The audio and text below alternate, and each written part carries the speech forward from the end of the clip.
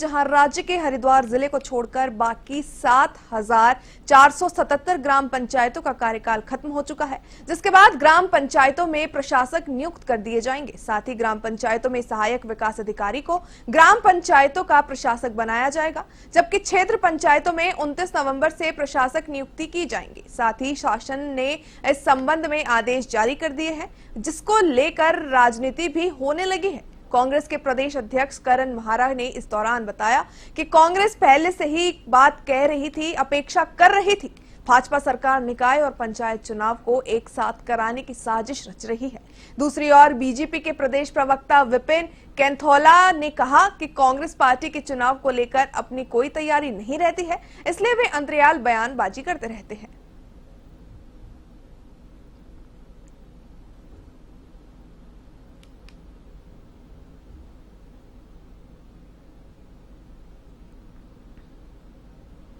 पहले से ही इस चीज की अपेक्षा हम कर रहे थे और पता था कि बीजेपी यही करेगी, क्योंकि बीजेपी को एक आदत पड़ चुकी है कि प्रशासक बैठाओ और अपने पसंदीदा अधिकारियों को उसमें प्रशासक के तौर पर बैठा के अपने कार्यकर्ताओं को रेवड़ियां बांटे और जिसका लाभ उनको आने वाले निकट चुनाव में हो, और वही बीजेपी कर रही है। मुझे लगता है निकाय और पंचायत के चुनाव एक साथ करने की साजिश।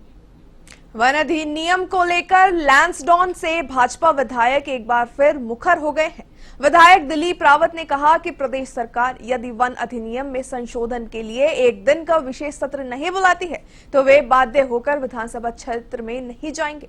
उन्होंने कहा कि उत्तराखंड 67% वन आरक्षित है, ऐसे में वन उत्तराखंड के लिए एक उपहार बनाना चाहिए था, लेकिन दुर्भाग्य से आज विकास के एक बाधा बन चुकी है। उन्होंने इस दौरान बताया कि विशेष सत्र के माध्यम से तमाम संस्थाओं को एक बड़ा संदेश जाए कि उत्तराखंड के लोगों को इन वन अधिनियमों से किस तरह से दिक्कत है।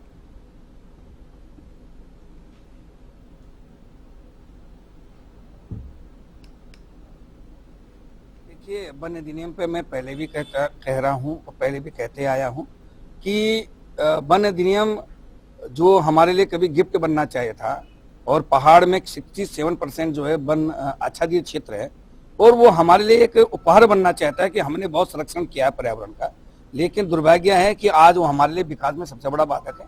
और इसीलिए मैंने कहा था कि उत्तराखंड सरकार एक बार एक दिन का सत्र रखे, और ताकि हम सारी चीजों की समीक्षा करें और अपने हमारी क्या आवश्यकताएं और हम क्या चाहते हैं, ये हमारी केंद्र सरकार को भी है, जो हमारे अन्य एजेंसी भी हैं, एनजीटी है, बाघ प्राधिकरण है, पर्यावरण विभाग है, इन या माननीय उच्च न्यायालय है, इन सब पे अपनी बात को पहुंचा सकें। तो मेरा अभी भी निवेदन है और मुझे पूरा विश्वास है कि माननीय मुख्यमंत्री जी जो है एक दिन का सत्र रखेंगे। पंडित धीरेन्द्र शास्त्री के हिंदू राष्ट्र संकल्प यात्रा की तर्ज पर उत्तराखंड में भी जल्द ही यात्रा निकाली जाएगी। इस यात्रा में कई हिंदू संगठन के लोग भाग लेंगे। हिंदू रक्षा दल के प्रदेश अध्यक्ष ललित शर्मा ने कहा कि जिस तरह से बाबा बागेश्वर हिंदुओं को एकजुट करने के लिए पैदल यात्रा कर रहे हैं, उसी तरह उत्तराखंड में भी हिंदुओं की एकजुटता के लिए हिंदू रक्षा दल संकल्प यात्रा निकालेगी। उन्होंने कहा कि संकल्प यात्रा में उत्तराखंड के अलावा यूपी से भी भारी संख्या में लोग भाग लेंगे। RHRD के राष्ट्रीय प्रवक्ता महेश चंद्र शर्मा ने इस दौरान कहा कि पंडित धीरेन्द्र शास्त्री के समर्थन में उत्तराखंड में भी संकल्प यात्रा को निकाला जाएगा।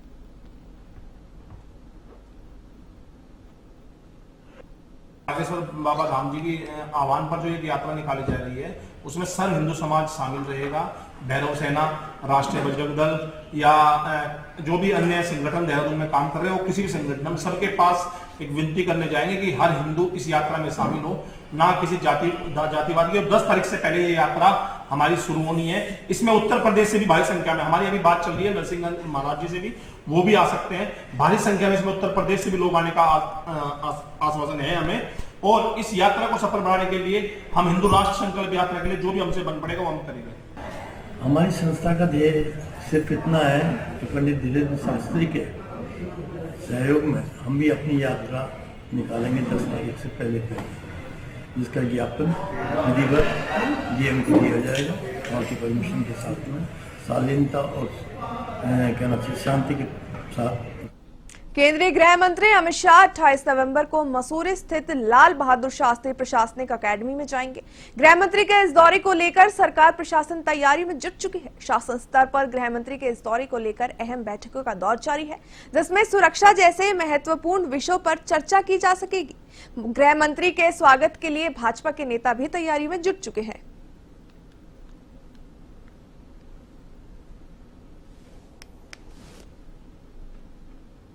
के गृह मंत्री और भाजपा के पूर्व राष्ट्रीय अध्यक्ष आदरणीय अमित शाह जी 28 नवंबर को उत्तराखंड के एक दिवसीय भ्रमण पर आ रहे हैं। करीब 11 बजे उत्तराखंड में वो पहुंचेंगे और उसके बाद लाल बहादुर शास्त्री एकेडमी में एक समारोह में शामिल होने के बाद 4 बजे करीब उनकी वापसी। उत्तराखंड कांग्रेस ने निकाय चुनाव को लेकर पार्टी नेताओं को अहम जिम्मेदारियां सौंप दी है, जिसमें अलग अलग जिलों की कमान कांग्रेस के दिग्गज नेताओं को दी गई है। जानकारी देते हुए कांग्रेस के प्रदेश प्रवक्ता प्रतिमा सिंह ने कहा कि निकाय चुनाव को लेकर कांग्रेस पार्टी पिछले कई दिनों से अपनी तैयारियां जोर शोर से कर रही है। साथ ही पार्टी नेतृत्व द्वारा कांग्रेस के तमाम नेताओं को अलग अलग जिलों की जिम्मेदारियां सौंप दी गई है।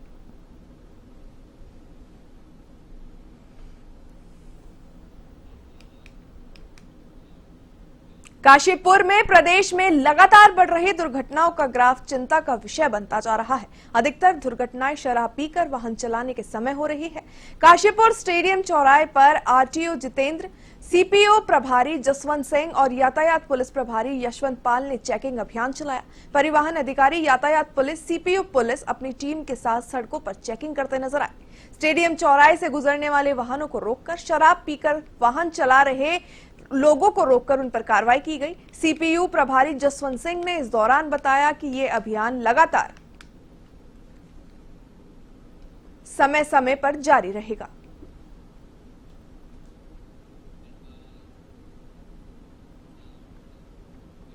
राज्य में बढ़ती हुई सड़क दुर्घटनाओं और ओवरलोडिंग को लेकर रानीखेत क्षेत्र में चेकिंग अभियान चलाया गया।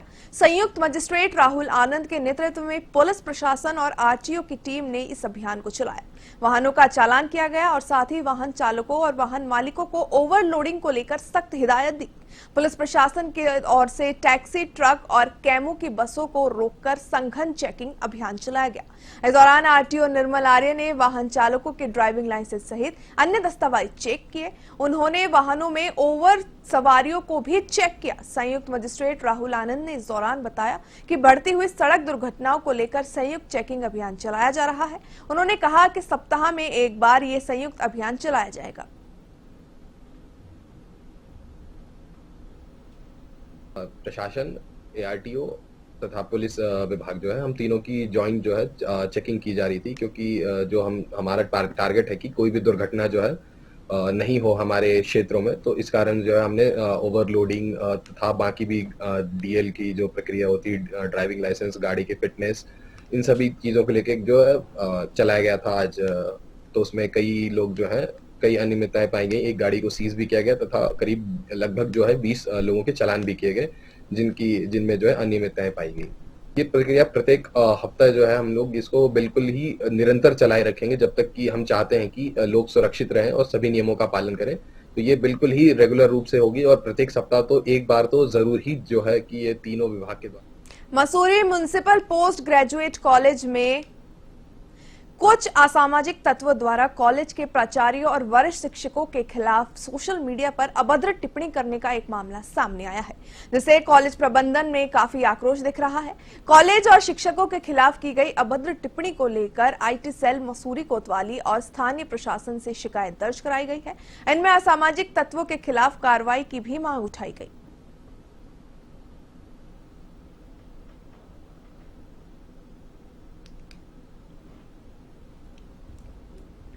हमारे ऊपर एक आरोप लगाए हैं और डॉक्टर शालिनी गुप्ता का भी नाम लिया है, जो कि ये हमें हतोत्साहित करने की बात है। IIQA, SSR और DVV हमने NAC का सफलतापूर्वक कर लिया है। 26-27 दिसंबर को हमारी डेट सुनिश्चित है। उसमें हम एकजुट होकर के लगे हुए हैं, लेकिन कुछ असामाजिक तत्व हैं जिन्होंने हमारे कार्य को बाधित करने का दुस्साहस किया है। हम इससे में चाहते हैं कि शासन प्रशासन से उचित कार्रवाई हो और ऐसे लोगों को कठोर से कठोर कार्रवाई की जानी चाहिए ताकि भविष्य में इसकी पुनरावृत्ति ना हो। हम एक सकारात्मक दृष्टिकोण के साथ में ये कार्य अपग्रेडेशन कॉलेज के लिए कर रहे हैं, जो कि हमारे लिए नितांत आवश्यक है। कल को आने वाले छात्रों के लिए ये हितकारी होगा। हम नैक के यूजीसी के ट्रैक पे होंगे और हमें वो सुविधाएं मिल सकेंगी। अदरवाइज हमारी डिग्री इनवैलिड हो जाएगी, हमारी मान्यता खत्म हो जाएगी, हम लोगों की सैलरी बाधित हो जाएगी। उसमें मेरा नाम लेकर के लिखा जा रहा है कि हम लोगों से जबरदस्ती काम करा रहे हैं नैक के नाम पर और उत्पीड़न कर रहे हैं उनका। यह बिल्कुल एक गलत बात है। हमने किसी से जबरदस्ती काम नहीं कराया। महाविद्यालय को जो काम कर रहे हैं ये पूरे महाविद्यालय परिवार के लिए और स्थानीय छात्र छात्राओं के लिए हो रहा है। नैक एक राष्ट्र ये पूरे ऑल ओवर इंडिया कराना कंपलसरी है। ये सिर्फ मसूरी में या हमारे कॉलेज में ही नहीं हो रहा है, पूरे उत्तराखंड में और पूरे भारत में कंपलसरी है। इसका सीधा सीधा असर हमारे महाविद्यालय की गुणवत्ता और हमारे जो स्टूडेंट जो पढ़ रहे हैं, हमारे जो स्थानीय छात्र हैं, उनके भविष्य से संबंधित है। तो ये जो नैक प्रक्रिया चल रही है ये हमारे इस भविष्य से संबंधित है। किंतु बहुत ही दुर्भाग्यपूर्ण बात है कि किसी व्यक्ति ने, कोई करण कसाना नाम के व्यक्ति हैं जो ट्रूथ ऑफ मसूरी वाले अकाउंट। उत्तराखंड में बढ़ रहे प्रदूषण को लेकर अब परिवहन विभाग भी सख्त हो गया है। देहरादून में डीजल से चल रहे पुराने विक्रम और ऑटो को बाहर का रास्ता दिखा दिया गया है, तो वहीं आरटीए की बैठक में ये निर्णय लिया गया। आरटीओ प्रशासन अधिकारी सुनील कुमार शर्मा ने बताया कि ऐसे विक्रम वे ऑटो चालकों के लिए सरकार के लिए एक स्कीम निकाली गई है कि यदि वे अपने ऑटो और विक्रम को स्क्रैप कराकर गाड़ी खरीदते हैं तो उनको सरकार 50% सब्सिडी भी देगी। 31 दिसंबर तक ऑटो और विक्रम चालक पुरानी गाड़ियों को स्क्रैप कर नई गाड़ियों का रजिस्ट्रेशन कराने वाले परिवहन विभाग के 50% सब्सिडी दी जाएगी।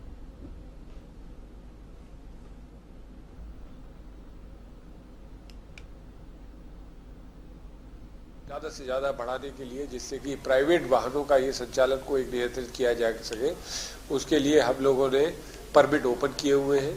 और प्रदूषण को देखते हुए, जैसे पिछली बार आपको पता है देहरादून के अंदर अप्रत्याशित रूप से AQI बहुत ज़्यादा बढ़ गया था, तो शहरी क्षेत्र में जो देहरादून के विक्रम हैं या ऐसे डीजल के वाहन हैं, सिटी बसेस, उनको रिप्लेस करने के लिए सरकार ने उनको 50% सब्सिडी भी दे रहे हैं। उनके जो जिस रूट पर संचालित हो रहे हैं उस रूट का परमिट भी दिया जाएगा और 31/12 तक उनको अप्लाई करने के लिए। प्रदेश के मैदानी इलाकों सहित राजधानी देहरादून में प्रदूषण के साथ साथ ठंड भी सताने लगी है, जिससे अस्पतालों में मरीजों की भीड़ बढ़ना शुरू हो चुकी है। तो वहीं दून मेडिकल अस्पताल में रोजाना दर्जन भर से ज्यादा मरीज पहुंच रहे हैं, जिन्हें ज्यादातर मरीज सर्दी, जुकाम, खांसी और सांस लेने से संबंधित है। अस्पताल के चिकित्सा अधीक्षक डॉक्टर अनुराग अग्रवाल ने कहा कि बदलते मौसम के साथ ही मैदानी इलाकों में ठंडक बढ़ना भी शुरू हो गया है, जिसके चलते मरीजों की भीड़ अस्पताल में बढ़ने लगी है। मरीजों के उचित उपचार के लिए अस्पताल में तमाम व्यवस्थाएं दुरुस्त हो गई है।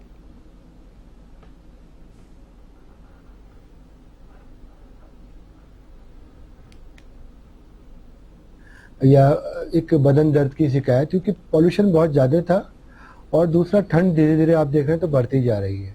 तो ऐसे में जो सांस के मरीज हैं और एक जनरल बुखार या बदन दर्द के मरीज हैं, इस तरह की संख्या काफ़ी बढ़ी थी। लेकिन बोल सकते हैं कि पिछले 3-4 दिन से ये थोड़ी सी कमी आई है और अभी एक जो जनरल ओपीडी हमारी 2000 के आसपास चलती है वो जा रही है। तो ऐसे में लेकिन आप लोग के माध्यम से बोलना चाहेंगे कि सभी अपना बहुत ध्यान रखें, बदलता हुआ मौसम है। ऐसे में सुबह शाम की ठंड बहुत ज़्यादा बढ़ चुकी है अब, और हमारा दून जो देहरादून है वो एक टूरिस्ट प्लेस भी है, तो यहाँ वीकेंड पे काफ़ी व्हीकल आते हैं। दूसरा कंस्ट्रक्शन भी बहुत ज़्यादा हो रहा है, तो ऐसे में पोल्यूशन काफ़ी मात्रा में बढ़ा रहता है। जिम कॉर्बेट नेशनल पार्क के पर्यटन जोन में एक टाइगर ने चीतल शिकार किया। वह चीतल को 2 मुंह में दबोचकर सड़क पार कर जंगल की ओर जाता दिखा। इस वीडियो को जंगल सफारी पर जा रहे पर्यटकों ने अपने कैमरे में कैद कर लिया, जिसमें टाइगर भारी भरकम शिकार किए चीतल को अपने मुंह में दबाकर रोड पार कर जंगल की ओर जाता दिख रहा है। पर्यटक इस दृश्य को देख रोमांचित हो गए। पार्क प्रशासन ने इस सामान्य प्रक्रिया बताया है।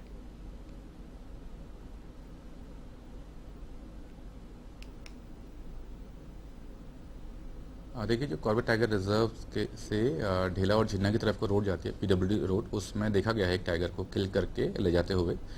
तो जो ये रोड है इसके दोनों तरफ में ढेला रेंज का क्षेत्र है, वन क्षेत्र है। तो ये एक सामान्य सा व्यवहार है टाइगर का जो किल कर रहे हैं। तो एक अच्छी बात ये भी है कि प्रेडेटर और जो प्रे है इनका रिलेशनशिप यहाँ पर काफ़ी अच्छा है, काफ़ी अच्छे अनुपात में हर्बीवोर्स है, तो इसलिए टाइगर भी अच्छे से थ्राइव कर रहे हैं। सर अगर देखा जाए जैसे वीडियो बनाया है, ग्रामीण क्षेत्र है, लगातार स्कूली बच्चे भी हैं, ग्रामीणों को भी आवा। प्रदेश के नवनियुक्त शिक्षकों में से अमूमन शिक्षकों को पहाड़ी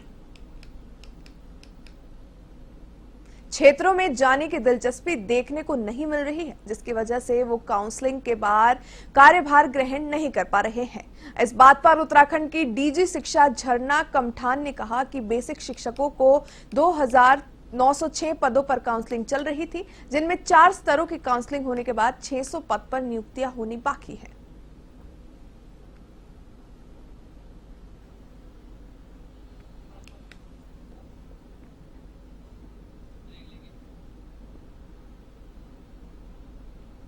राजधानी देहरादून में बढ़ती सड़क दुर्घटनाओं को देखते हुए देहरादून एसएसपी अजय सिंह सड़क पर उतरे। उन्होंने आशा रोड़ी, पंडितवाड़ी, नंदा की चौकी समेत तमाम क्षेत्रों में सड़कों के बॉटल नेक का निरीक्षण करते हुए सुधार के निर्देश दिए। इस मौके पर नंदा की चौकी क्षेत्र में कुछ युवा बिना हेलमेट तेज रफ्तार बाइक चलाते मिले।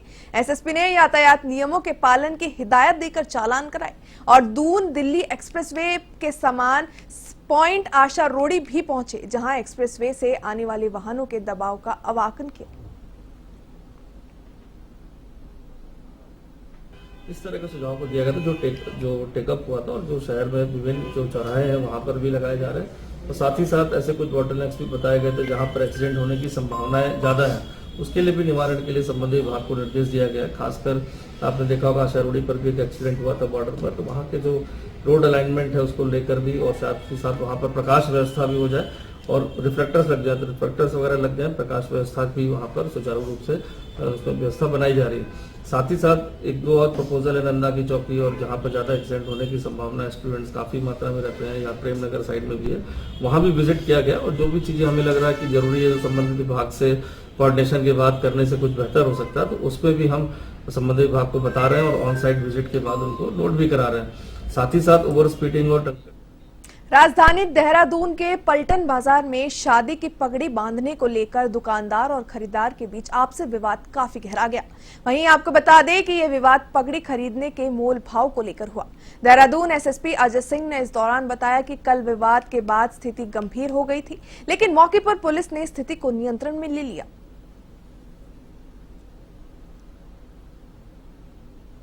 इससे पलटन बाजार में जो है व्यापारी है उनके वहाँ पर जो है कुछ लोग आए वहाँ पर पगड़ी बनाने को लेकर वाद विवाद हुआ, क्योंकि पगड़ी बांधने का रेट जो बच्चे वहाँ मांग रहे थे वो 200 रुपए दे रहे थे जो लोग आए थे उनसे, और वो 500 रुपए बताते इसी रेट को लेकर वहाँ पर कुछ बहस नहीं हुई। उसके बाद अन्य उसमें 7-8 लड़के वहाँ पर इकट्ठा हुए और जब वहाँ पर व्यापारियों और दुकानदारों के बीच में अन्य लोग थे वहाँ पर उनको डाटा डपटा गया, अपने आप को गिरा देखकर की पिटाई न हो जाए, क्योंकि उनके द्वारा पहले इस तरह से 8-10 लड़कों के माध्यम से इकट्ठा होकर वहाँ झगड़ा किया जा रहा था। पास की दुकान पे जहाँ चाकू छुरी धार कराने की दुकान थी वहाँ से उन्होंने उठा लिया, वहाँ से तलवार टाइप की के 3 चीज को धार नहीं थी और इससे उन्होंने फिर वहाँ पर हमला किया, जिसमें 2 लोग को इसमें मुकदमा लिखने के बाद अरेस्ट किया गया। बाकी की तलाश में हमारी टीम लगी हुई, उनको भी गिरफ्तार इसमें किया जाएगा। दून विश्वविद्यालय में 19वां उत्तराखंड राज्य विज्ञान और तकनीक सम्मेलन 28 से 30 नवंबर तक होगा। यूनकॉट के डायरेक्टर दुर्गेश पंत ने इस दौरान बताया कि इस साल की थीम उत्तराखंड में जल और प्राकृतिक संसाधन प्रबंधन रखी गई है। सम्मेलन का उद्घाटन राज्यपाल और मुख्यमंत्री करेंगे। 3 दिन तक चलने वाले इस सम्मेलन में वैज्ञानिक विषयों पर चर्चाएं, व्याख्यान और विचार मंथन सत्र होंगे। इस दौरान उत्तराखंड का पहला साइंस रेडियो भी लॉन्च किया जाएगा और साइंस कम्युनिकेशन पर एक विशेष सत्र भी आयोजित किया जाएगा। टनल में फंसे हुए थे और 28 तारीख को वो शाम के समय बाहर आए और गत वर्ष हम लोगों ने आपदा प्रबंधन का एक विश्व सम्मेलन किया था, आप में से कई मित्र उसके हिस्सा बने थे और 28 तारीख को जिसमें पूरा विश्व समुदाय यहाँ पर था, 50 से ज़्यादा देशों के लोग यहाँ पर थे और एक तरफ हम आपदा प्रबंधन का सम्मेलन कर रहे थे और दूसरी तरफ हमारे पास हमारे श्रमिक बंधु सिलक्यारा में फंसे हुए